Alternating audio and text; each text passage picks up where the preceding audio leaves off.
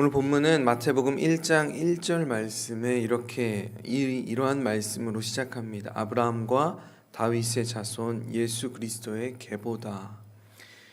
그리고 그 계보, 즉 족보를 이제 상세히 기록하고 있습니다. 여러분, 어찌 보면 성경에서 지루하고 또 재미없는 부분이 바로 이 족보죠. 성경에서 족보 이야기가 여기뿐만 아니라 여러 군데 등장합니다. 오늘 우리가 함께 읽은 마태복음 1장 1절에도 이제 이렇게 기록되어 있고, 또 누가복음에도 족보가 등장하고, 또 창세기에도 족보가 등장하는데, 사실 읽기에도 어려운 이름들이 엄청나게 등장합니다. 그리고 창세기 5장에 보면 오늘 우리가 읽은 마태복음보다 더 세세하게 기록하고 있는데, 아담을 누구를 낳았는지, 그리고 몇 년을 살다가 죽었는지까지 그렇게 상세히 기록하고 있습니다. 여러분, 누가 누구를 낳고 또 그 자손이 누구를 낳고, 사실 솔직히 이야기하면 우리는 그닥 그렇게 궁금하지 않죠.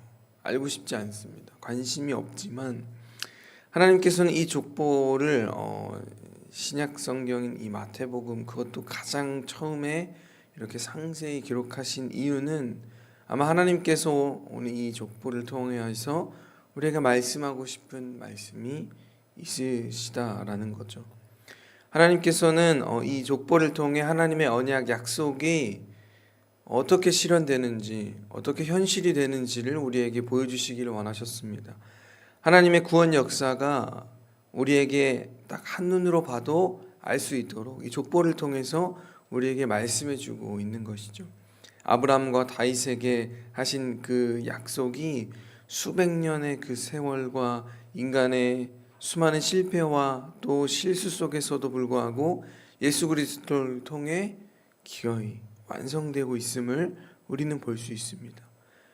여러분, 그래서 이 족보는 단순히 혈통의 연결이 아니라 하나님이 죄인과 이방인 그리고 실패한 인간들을 통해서도 하나님의 뜻을 이루어 가시는, 어찌 보면 그 역전의 드라마를 우리에게 보여주는 것과 같습니다.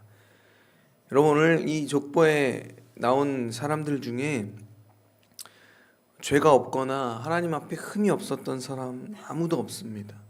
여러분, 일단 야곱은 어땠습니까? 그의 이름의 뜻이 무엇이냐면 거짓말쟁이고 속이는 자라는 뜻입니다.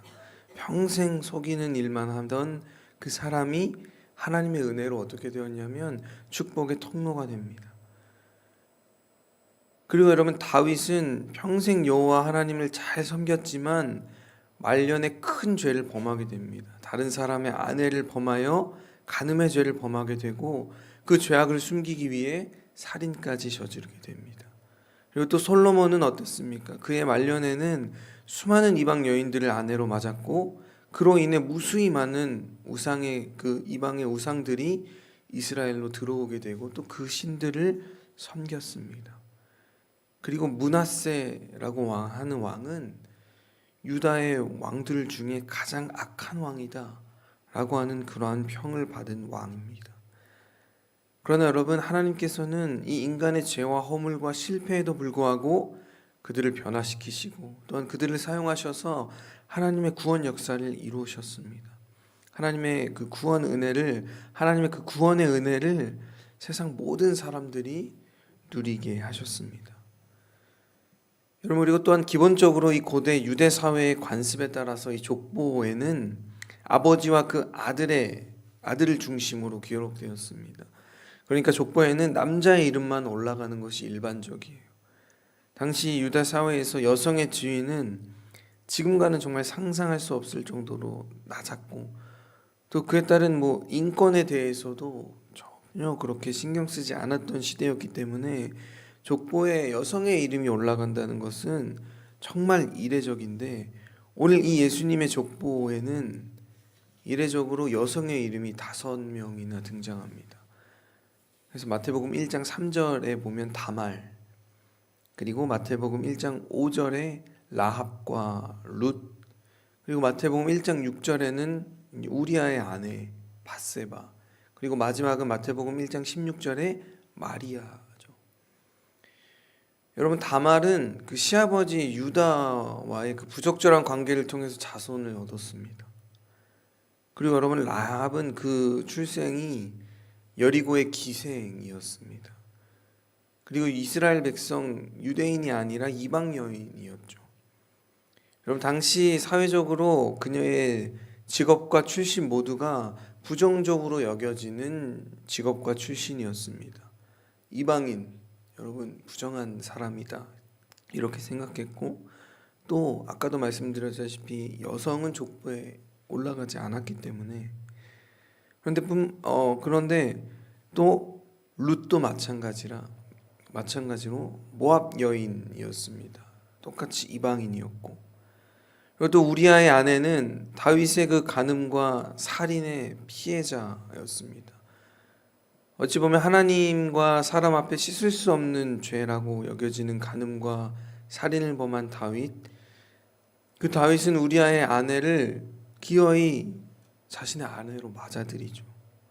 그래서 이 둘 사이에서 태어난 아들이 바로 솔로몬인데,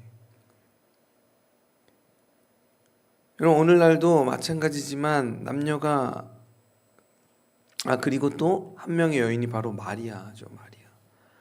예수 그리스도를 성령으로 잉태하였다, 성경은 기록합니다. 여러분, 하지만 당시 사람들에게, 아니 오늘날도 마찬가지겠지만, 남녀가 아무 관계 없이 성령으로 잉태되었다, 여러분, 이러한 말을 듣는다면 어느 누가 사실 믿을 수가 있겠습니까? 여러분, 더 그럴 것이, 당시 마리아는 예수님을 잉태할 당시에 요셉과 아직 완전히 혼인하기 전이었습니다. 혼인을 약속한 정혼 기간을 가지고 있었는데, 그러니까 아이를 잉태했다는 것은 요셉의 입장에서도 다른 남자와 관계를 했다라고 하는 그러한 의미로밖에는 보일 수가 없는 상황인 거죠. 그래서 이러한 상황에서 요셉은 마리아와의 이 혼인을 없던 걸로 하기를 원했습니다.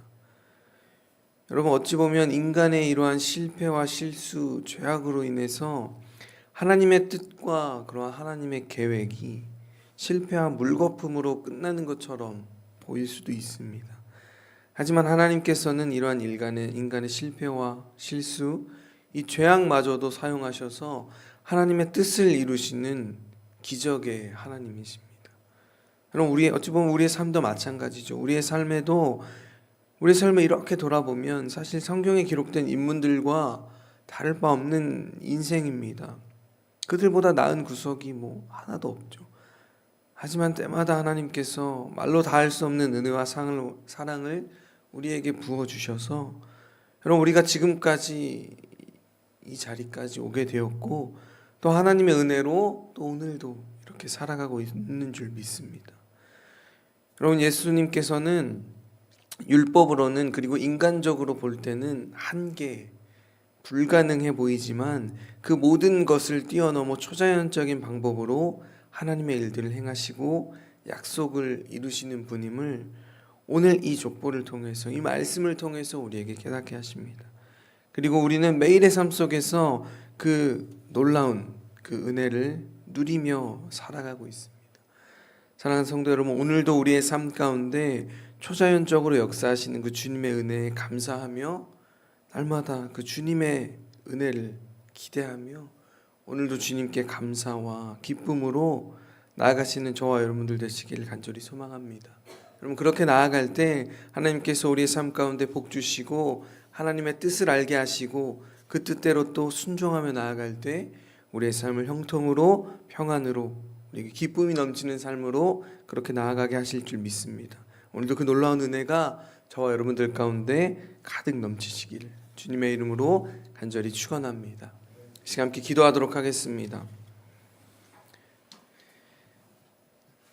사랑과 은혜가 충만하신 주님, 오늘 새벽 마태복음의 족보 말씀을 통해 우리의 이름 없는 인생 속에서도 하나님의 구원 역사가 끊이지 않고 이어져 왔음을 보게 하시니 감사합니다.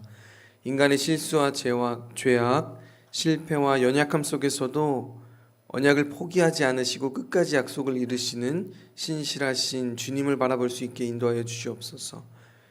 주님, 성경에 기록된 그 족보에 기록된 5명의 여인들을 통해 하나님께서 얼마나 크신 은혜의 하나님이신지를 보게 하셨듯이 오늘 우리의 삶 또한 주님의 은혜의 족보 안에 있음을 믿음으로 고백하게 하여 주시옵소서. 그래서 우리의 과거의 상처 또한 감추고 싶은 죄와 연약함 때문에 스스로를 포기하지 않게 하시고 하나님께서 여전히 우리를 사용하시는 인생임을 믿고 나아갈 수 있도록 인도하여 주시옵소서. 사람의 기준으로는 불가능해 보이는 상황 속에서도 초자연적으로 역사하시는 그 주님의 손길을 신뢰하게 하시고 오늘 하루도 하나님의 그 은혜의 통로로 살아가게 하여 주시옵소서. 예수 그리스도의 은혜로 이어진 이 구원의 역사 속에 우리의 오늘과 내일이 놓여져 있음을 기억하며 늘 감사와 기쁨으로 이 하루하루를 보낼 수 있도록 인도하여 주시옵소서. 오늘도 우리의 연약함을 덮으시고 그 언약을 성취시키시는 우리 주 예수 그리스도의 이름으로 간절히 기도하옵나이다. 아멘. 주여